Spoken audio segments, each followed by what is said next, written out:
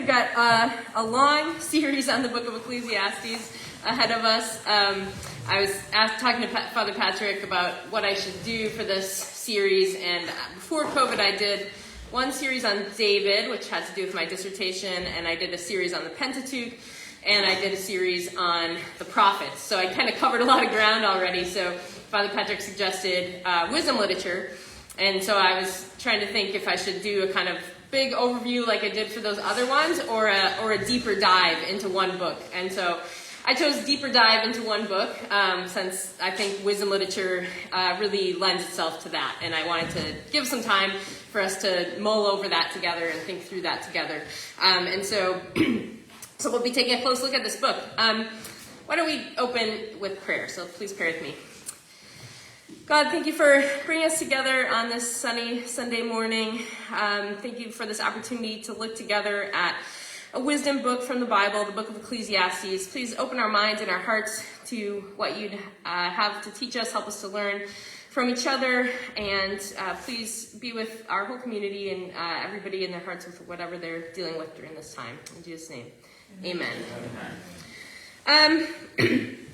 Okay, so as I'm going to do this with a mask on. My family's a little bit under the weather. We've had lots of negative COVID tests, so hopefully it's not that, but just I'm used to teaching with mask anyway. So that's why. I just don't want to get anybody getting my cold or whatever it is. So, all right, so we are going to take a close look at the book of Ecclesiastes. I was telling Bill he's a hard act to follow, but he told me that there's some interesting connections because the Winslow Homer exhibit at the Met is focused on the idea of tension and the important truths that Homer is teaching. I think there's also, when I was sitting in David Aiken's classes on Kierkegaard, I saw some also interesting connections there, and even going back to the Psalm series with Dean Peterson, there's a lot of connections. So I hope you'll be able to make some connections, even though we're doing something a little bit different right now. And I do want to learn together and do this together. I think wisdom literature lends itself to discussion, sometimes debate, to learning from each other. And so to that end, we will be doing some discussion. I hope you can ask questions whenever you want. And in that vein, I would like to start out by just asking you to think about your relationship with, experience with the book of Ecclesiastes so far. Father Patrick told me that it's actually not in the lectionary except for on New Year's Day. There's a possible reading from Ecclesiastes 3, the famous passage on time. So what a shame. You could go through the whole church year and not hear the book of Ecclesiastes. And I think a lot of people may just don't read this book very much. And maybe that's your experience. Or maybe you love this book and you've studied a lot. This book can kind of get love-hate reactions. Some people really love it. Some people have really no experience with it, or it's sort of off-putting to some people. So take a minute and just talk to somebody sitting next to you. You can introduce yourself if you don't know them. And talk about what you think about this book, if you have any experience reading it, what you like about it or don't, what you wonder about it, what questions you have about it. So just do that for a minute as we start out.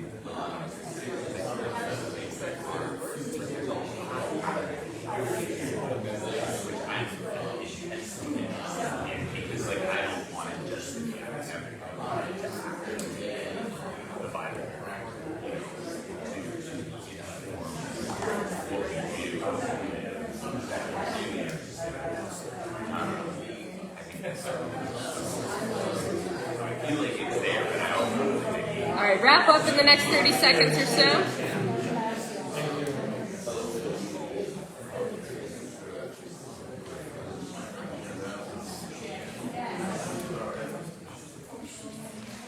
I would love to hear some comments. Anyone want to say their own, what they said or what they learned from their discussion partner?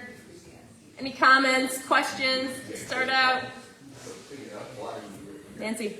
First of all, how to pronounce this name that's coming up. Kohelet. Kohelet. Yeah. And there is a distinction between this and Ecclesiastes, which is in the lectionary. Yeah. Yeah, that's a good question and very confusing. So this book is called Ecclesiastes. Ecclesiasticus is a deuterocanonical book, so it's sometimes called the Wisdom of Ben Sira, and that book. So it's not it's part of the Apocrypha or the deuterocanonical book. So in a Catholic canon or Orthodox canon, Ecclesiasticus was written probably in the 2nd century, and so probably later than Ecclesiastes. We'll talk about that.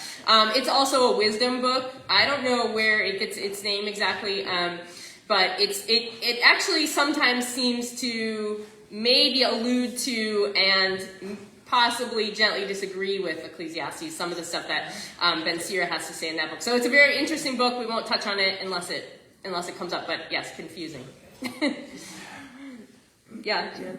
As a young mom, I had a verse from Ecclesiastes that I kept first on a windowsill over the sink and then later on a refrigerator.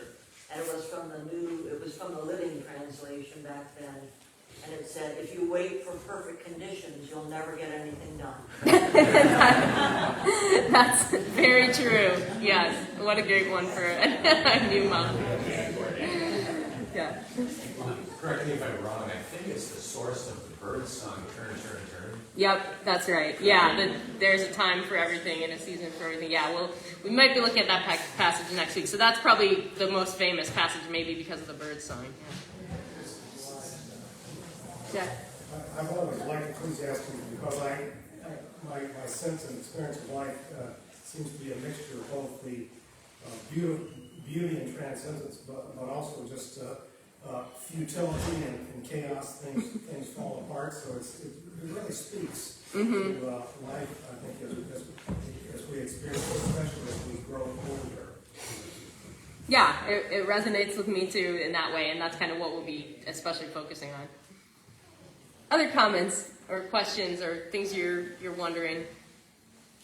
So it speaks to a secular age, and the birds and Judy Collins have helped in that regard, but the underlying text doesn't really seem to relate particularly closely to the Christian vision of a personal God who is visible and active to be discovered in the person of Jesus. And while there may be some tension and even contradiction that might seem to be in that, I also think that this book draws people in of all faiths and of no faith. And that is wonderful.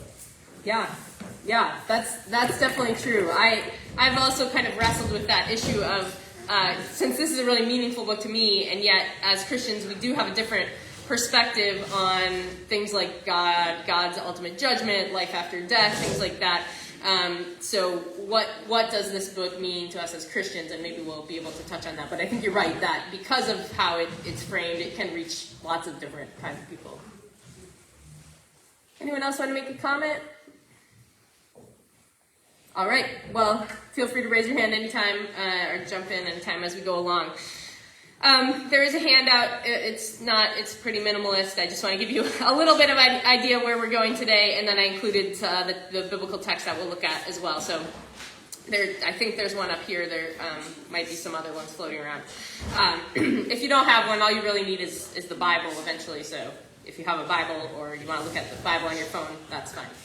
All right, so just to kind of introduce our topic and focus for what we'll be doing the next few weeks is I'm focusing on this idea of truth in the tension. So looking at some of these apparent tensions or contradictions that we have in the book of Ecclesiastes, and just kind of wrestling through those, taking a close look at those, and thinking through, what tensions and contradictions we see in our own lives, or as we think about our own faith and the world around us, or our own experiences. I've really been helped a lot thinking through this by this book by Michael Fox, A Time to Tear Down and a Time to Build Up. He's a Jewish scholar who is retired from University of Wisconsin-Madison and really an expert in wisdom literature. And he really takes these contradictions or tensions as a starting point to his analysis. And I think they are looking at them really helps us get at the heart of the book. Some of these contradictions have been noticed even back to the rabbis in the early centuries of the Common Era, so people have noticed these tensions, and yet the book still was accepted as canonical despite this. So I'm just going to read you a few verses that kind of illustrate some of these tensions, and then we'll get into actually talking about the book itself. Here's one about work. So in verse 1-3, you can actually see this one on your handout. It says, "What do people gain from all their labors at which they toil under the sun?" This is a big theme in Ecclesiastes. You seem to work and work and work, and you don't actually end up with any profit or advantage to your toil. But then in chapter 2, he says, "A person can do nothing better than to eat and drink and find satisfaction in their own toil. This too I see is from the hand of God." So that seems to see toil, that one's not on your handout, I'm sorry. That one seems to see toil as, sometimes a positive thing. You can find satisfaction in it, and God gives you that.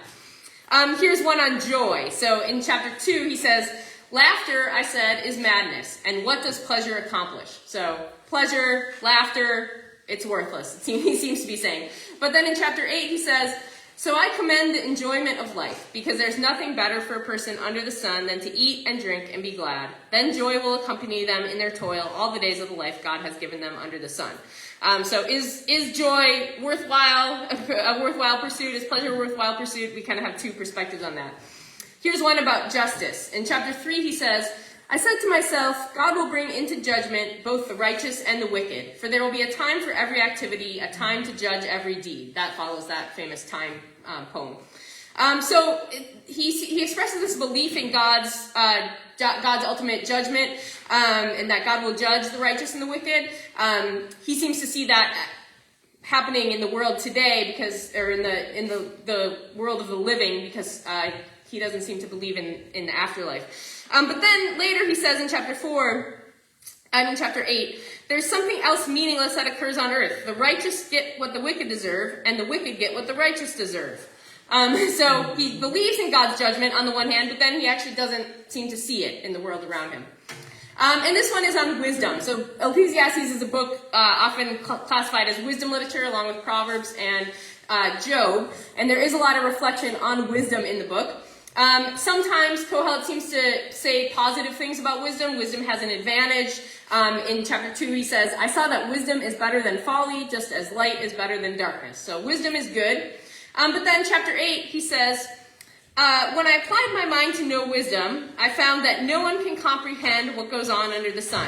Despite all their efforts to search it out, no one can discover its meaning. Even if the wise claim to know, they cannot really comprehend it."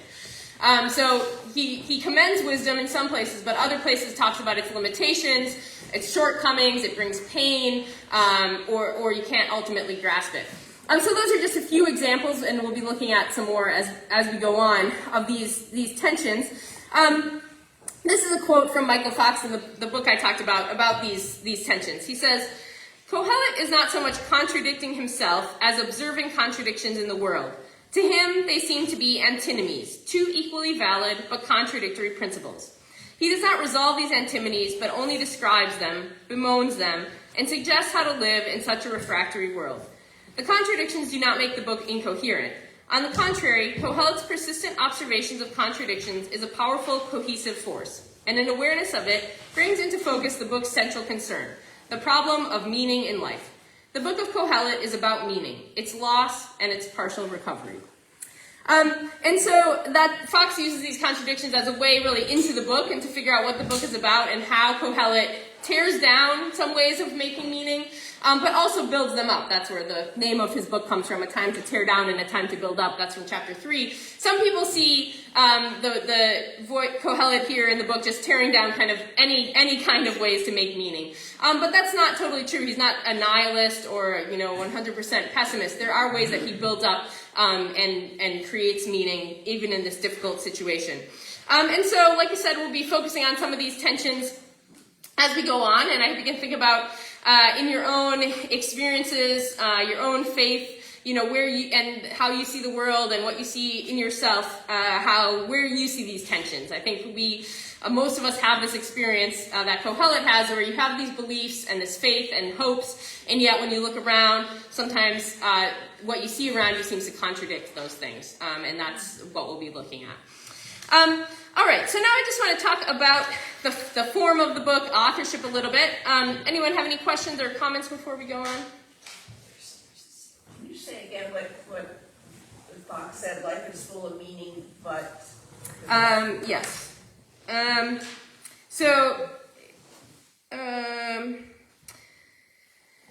Not sure which is the exact thing. He says, the central concern of the book is the problem of meaning in life. The book of Kohelet is about meaning, its loss, and its partial recovery. Is that what you're looking for? I can send you the quote, too, if you're interested. Okay, so...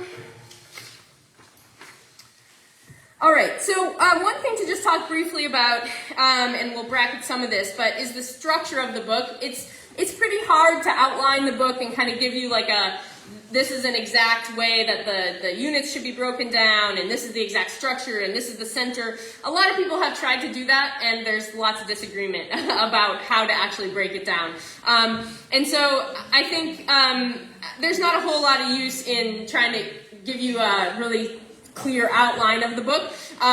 Kohelet in this book is approaching some of the same problems multiple times from different angles, and so there's not really much to say about the structure of the whole book. But one thing to point out is that Kohelet, and I'll talk more about who this figure is, Kohelet is the main voice in the book, but there's also a frame around that that you could call the author's frame or the editor's frame. And you can see these texts on your handout. The first one is just right at the beginning of the book, 1:1. It says, the words of the teacher, that's Kohelet, the son of David, king in Jerusalem. So that's the heading on the whole book.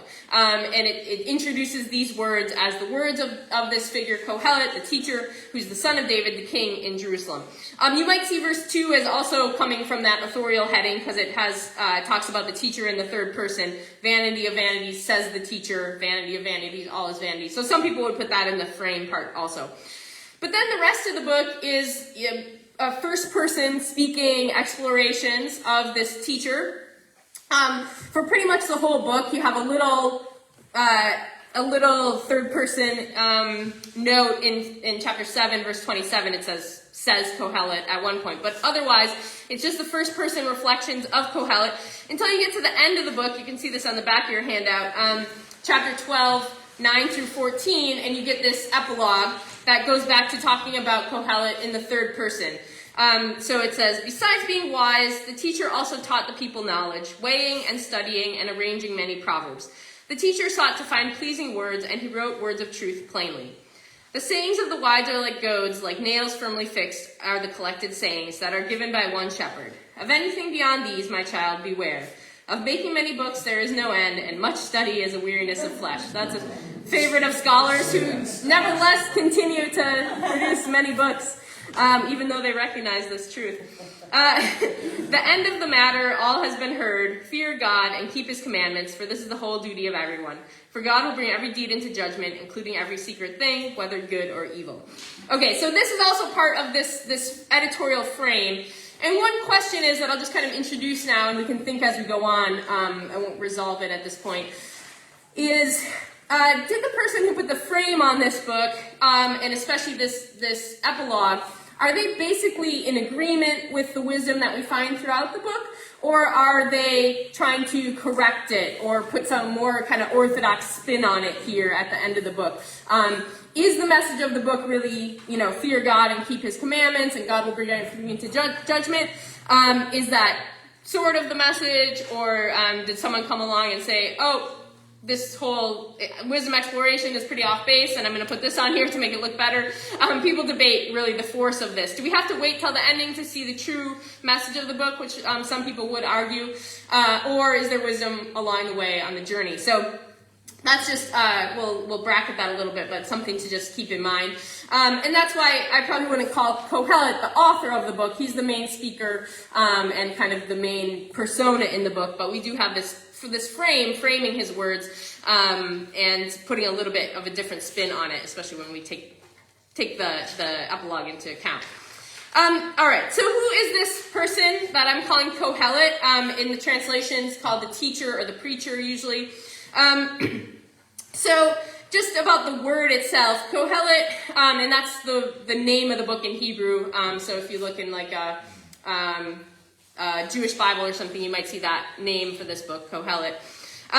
So it's a noun or maybe a participle, and it relates to the word to assemble or to gather.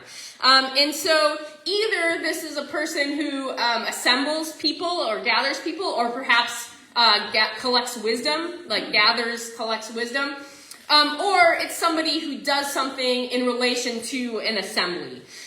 So in that case, the teacher or preacher kind of makes sense. It's either, a member of the assembly. That's actually what the Greek translation translates this Ecclesiastes, which means a member of the assembly. That's where you get the name of the book, Ecclesiastes.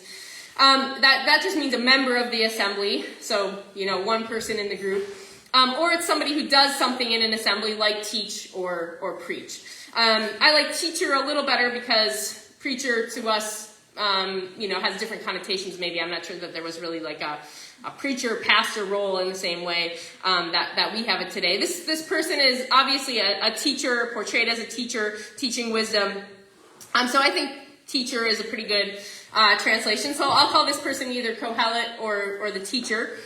And so who is this person? It calls him the son of David, the king in Jerusalem. So who would that be?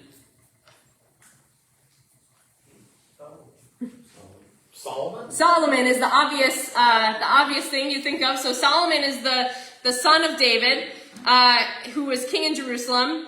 In verse 12 of chapter 1, you can see this on your handout, it says he was king over Israel in Jerusalem. This would also apply to Solomon because so son in Hebrew, son can sometimes refer to a descendant that's not a direct son. It could be, a grandson or a great-grandson or something like that. So perhaps this is a different Davidic descendant. But the only person who was king over all United Kingdom of Israel in Jerusalem was Solomon, because after the kingdom split, you have the northern kingdom of Israel ruled by not the Davidic dynasty, and then the Davidic dynasty continues to reign in the kingdom of Judah. So Solomon obviously comes to mind. Also, if you look at the picture of Solomon in 1 Kings, he is the wise king and really the wise figure in Israel. So he has this dream, and God tells him he can ask for anything. He asks for wisdom, and God gives him wisdom. And you see in the accounts of Kings all these ways that he demonstrates his wisdom on a number of different levels. He's also associated with the book of Proverbs, which is a wisdom book. It opens the Proverbs of Solomon. He's also associated with the book of Song of Songs, which some people would consider a wisdom book, others not. So that opens the Song of Songs, which is Solomon's. So he's associated with wisdom and other material in the Bible. He's also, when he brings people together in 1 Kings 8 to dedicate the temple, the verb that's used there right at the beginning is this verb kahal. That's related to Kohelet. He assembled the people together. So you have some obvious connections with Solomon. The main issue here, and also if you just read, especially chapter 2, his kind of quest for wisdom and happiness, he's getting all these riches, women, parks, and all these nice things. If you read that in Ecclesiastes 2, it does call to mind Solomon, because he's super rich. The kingdom was really prosperous under his reign. He has 700 wives and 300 concubines, according to Kings. So the picture really does call to mind Solomon.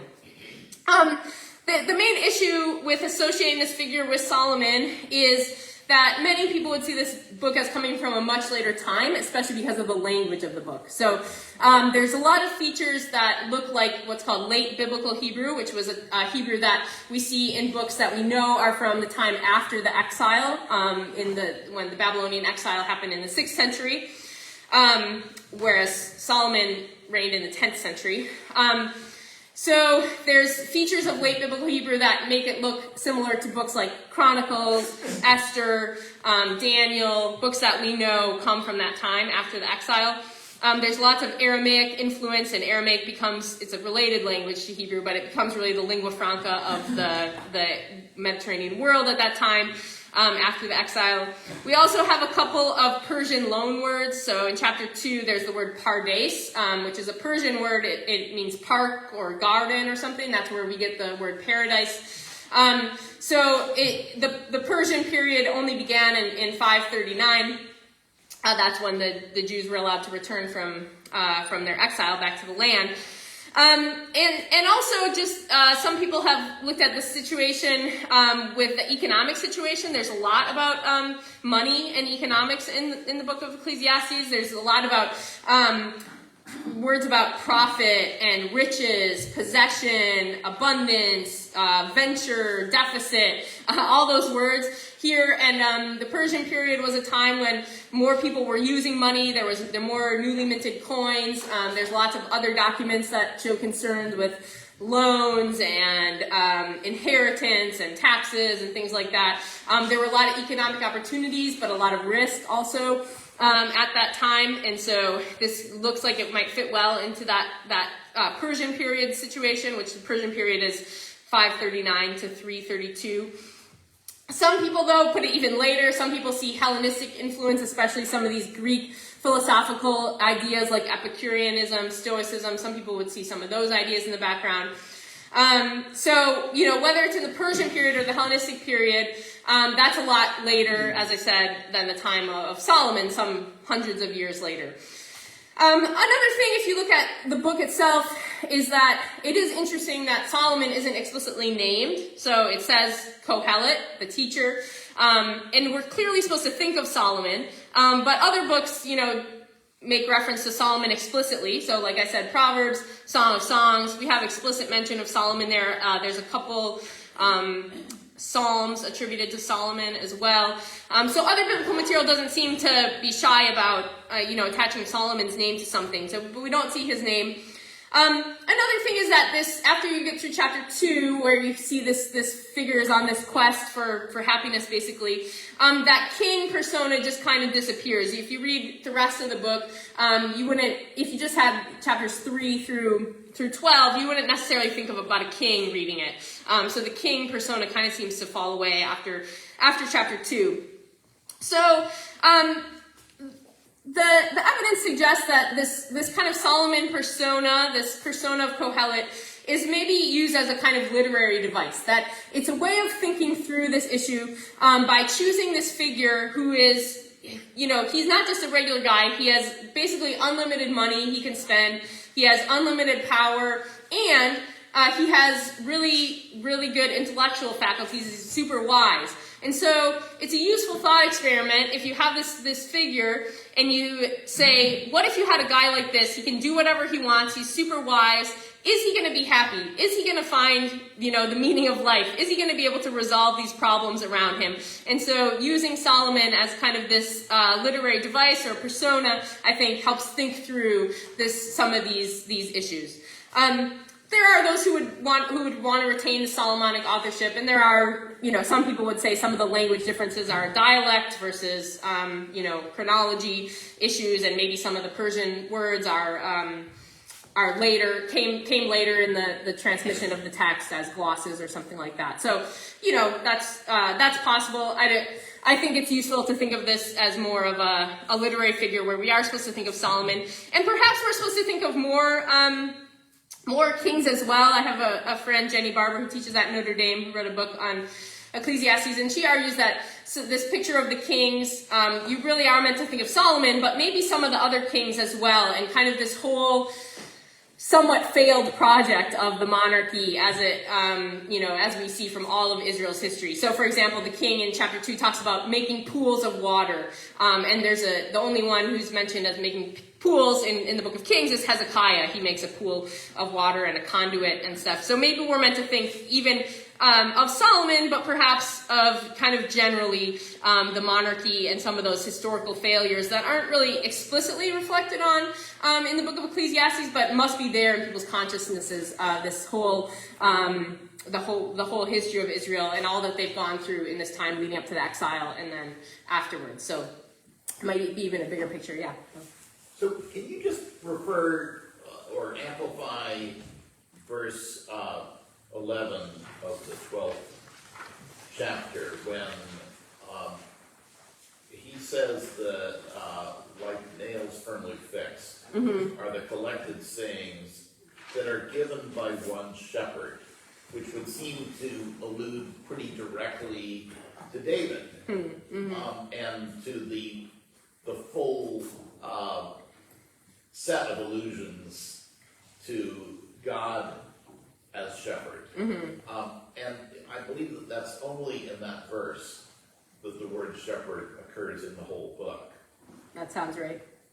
What do you make of that? Yeah, that's a great question. I mean, the one shepherd is a tough. It does seem to possibly reference God ultimately, God being the source of the wisdom.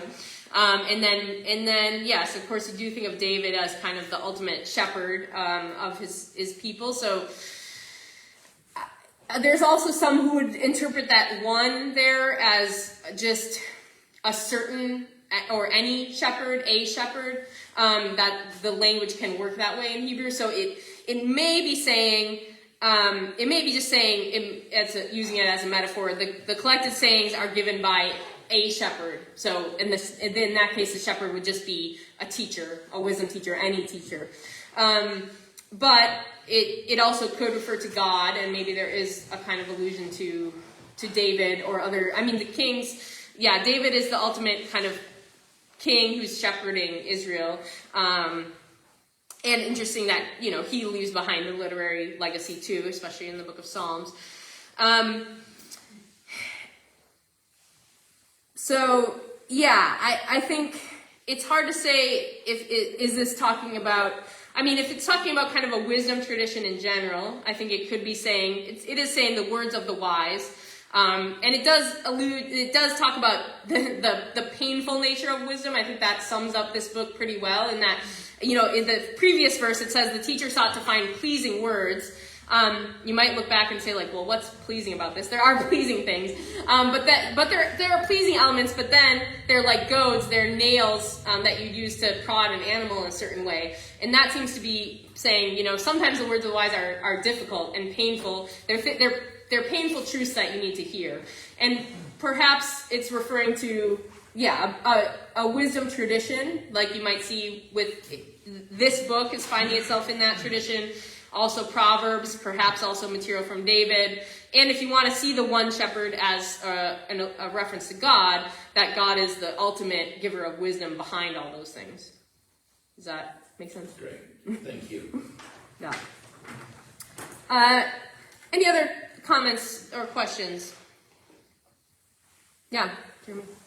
From a historical or archaeological, is there any older texts that have been found that maybe aren't biblical that can be connected to this authorship, or can pinpoint a time of when it was written that could help out the questions that we're looking at?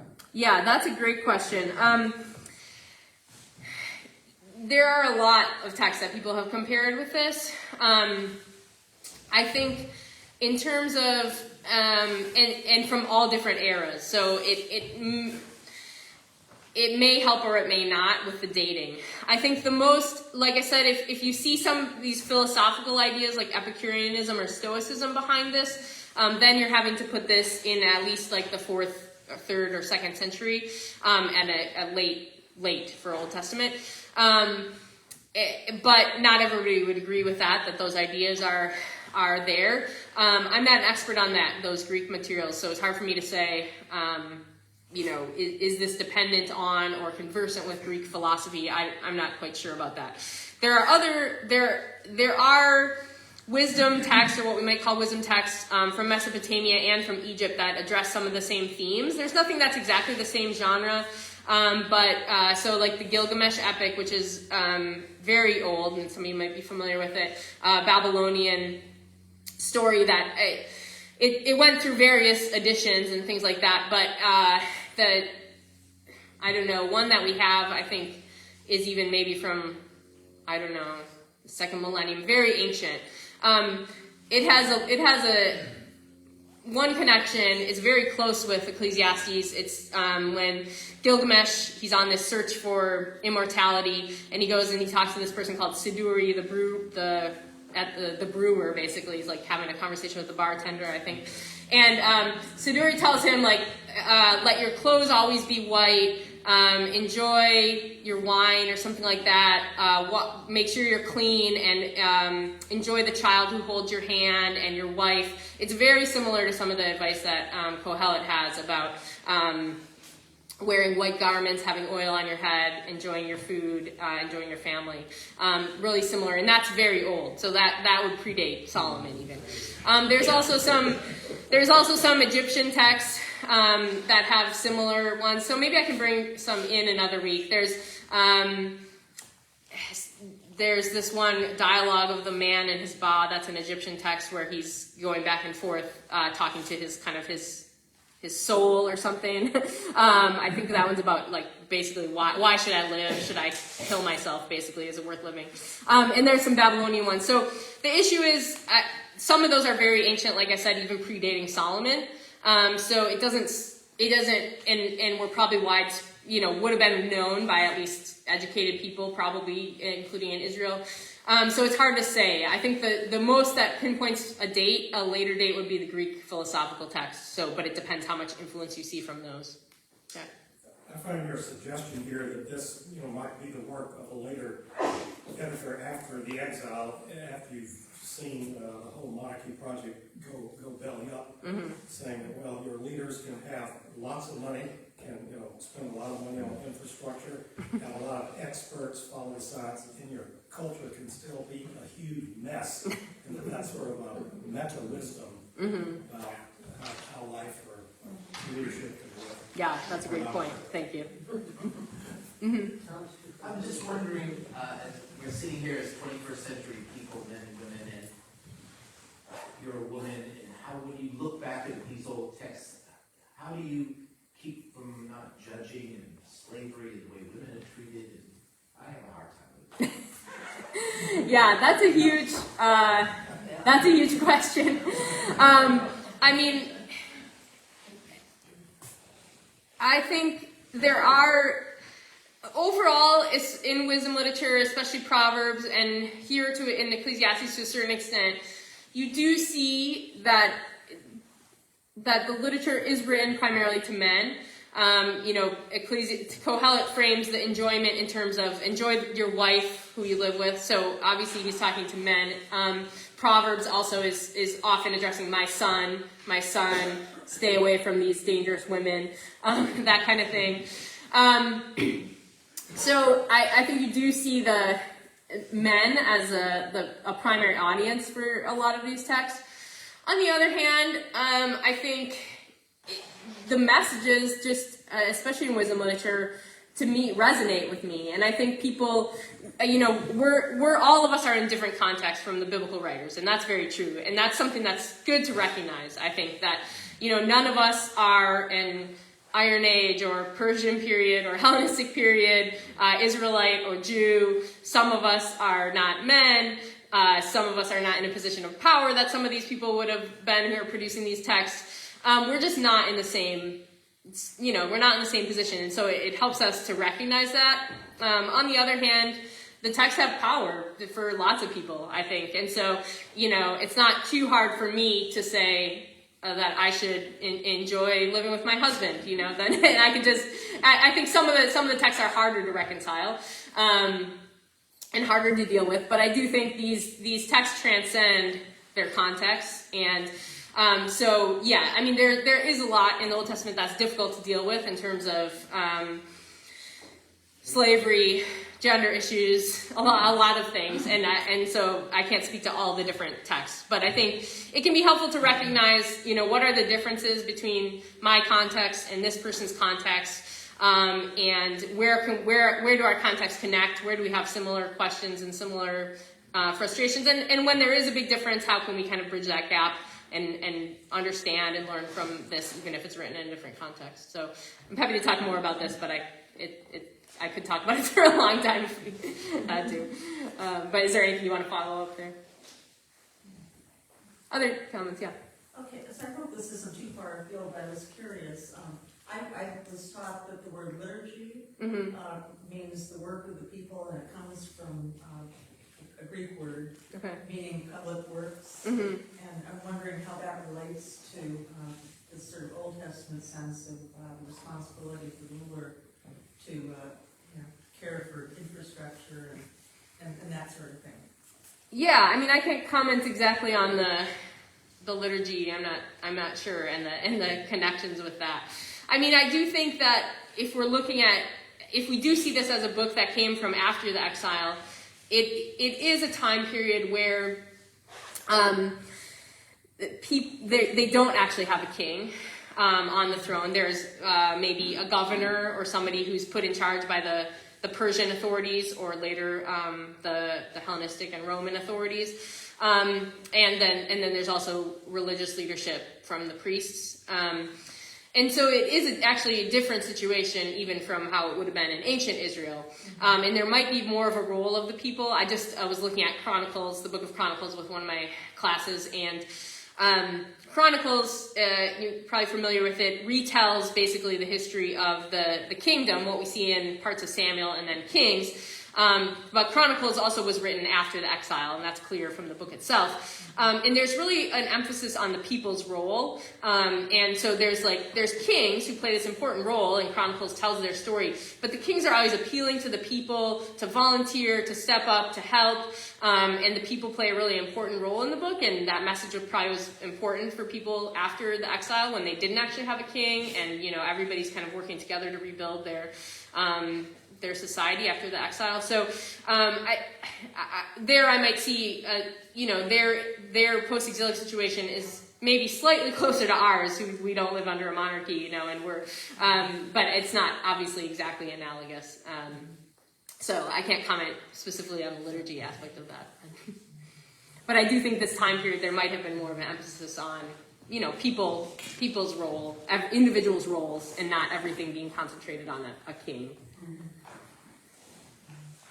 Other questions or comments?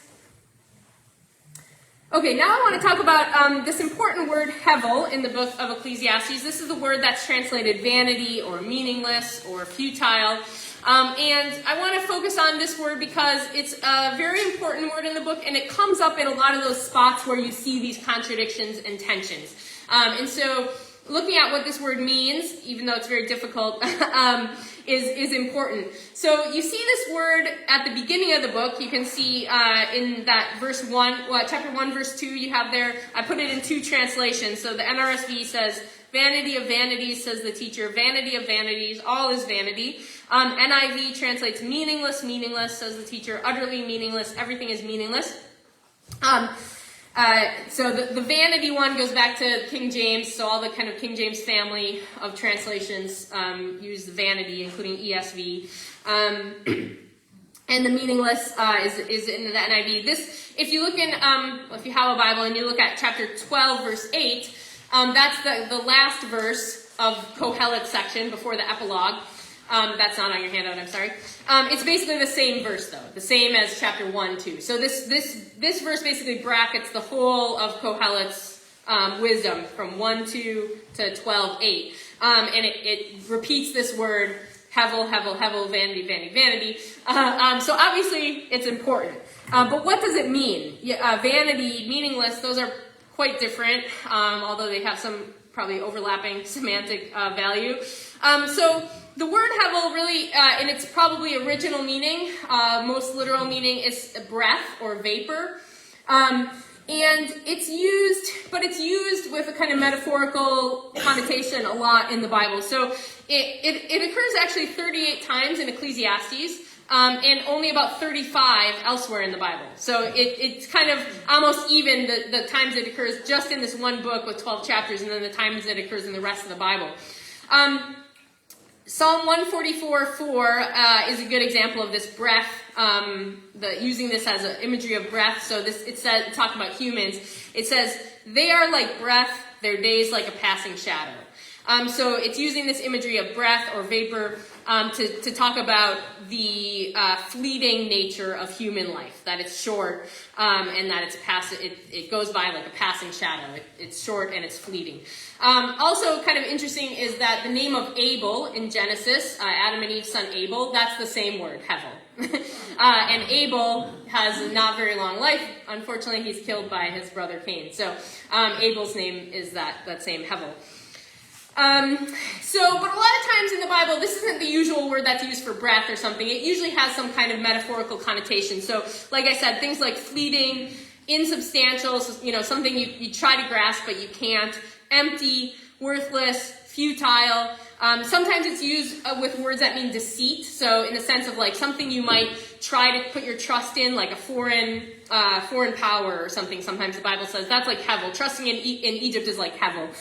It's unreliable or it's deceitful. Sometimes it's more of something you can't understand. It's an enigma, incomprehensible, or it doesn't make sense, senseless. Absurd is the word that Fox really comes down on, that he thinks best it captures the meaning of hevel in Ecclesiastes. And by absurd he means a kind of disjunction between two things that should be linked. So like there should be this causal connection between your behavior and what comes out from your behavior. If you're a good person, things turn out good. And when there's this disjunction, it seems absurd. Or it's a contradiction between two undeniable realities. Like, you know that God is just, but you don't see that justice working out in the world. And that's what he means by absurd. But people disagree. Definitely sometimes in Ecclesiastes it seems to be emphasizing this fleeting, ephemeral nature of life. The hevel does. But not all of the time. Sometimes it seems to be more of, it doesn't make sense. Or it's futile. So the vanity captures, in the classic sense, vanity captures that kind of doing something in vain. It's futile, it's empty, it's worthless. That's a good enough translation for some of it, but it doesn't really capture it all. Meaningless, I think, is not really what it means. Sometimes it does seem to mean senseless, or you can't figure out the meaning, or it's mysterious. But it's not that everything doesn't have meaning. Some of the things he talks about do have meaning. It's just that either they're fleeting, they're ephemeral, so you want it, but it goes away fast. Or it's just mysterious. It might have meaning, but you can't get there. You can't grasp the meaning, or something like that. And so a lot of different things are described as hevel in the book of Ecclesiastes: pleasure, toil, wisdom, desire for wealth, the laughter of fools, the righteous suffering, the wicked prospering, youth, everything under the sun. Lots of things are described as hevel. And people debate whether it has different connotations. There's at least one translation that translates it differently in different contexts. I think it might be the Jewish Publication Society translates it differently according to different contexts, because it does seem to have a little bit of a shifting meaning. On the other hand, then you lose this kind of coherence of this theme word that's happening throughout the book. I recommend, and I do encourage you to read Ecclesiastes for yourself as we go through this series.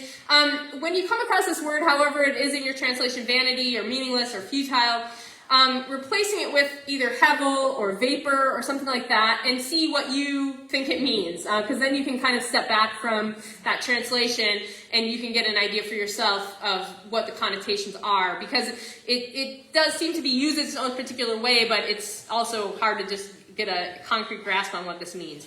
Anyone have a translation they like or that resonates with them most of this word, or that you've seen in your Bibles? Or that you don't like? Well, this is sort of a side point. There's a related concept in Buddhism called dukkha, which is generally translated suffering, but their suffering doesn't mean just physical or even emotional pain. It means frustrating or unsatisfactory. It's sort of the sense of a Mick Jagger take on life, that I can't get no satisfaction. You can't always get what you want. I think that's part of what's going on here. Yeah, that's interesting. Is there any value to thinking about hevel as antonym to ruach? But there is in Scripture a fullness of breath that gives life and is sustaining and is sustained. Yeah. And then there's hevel.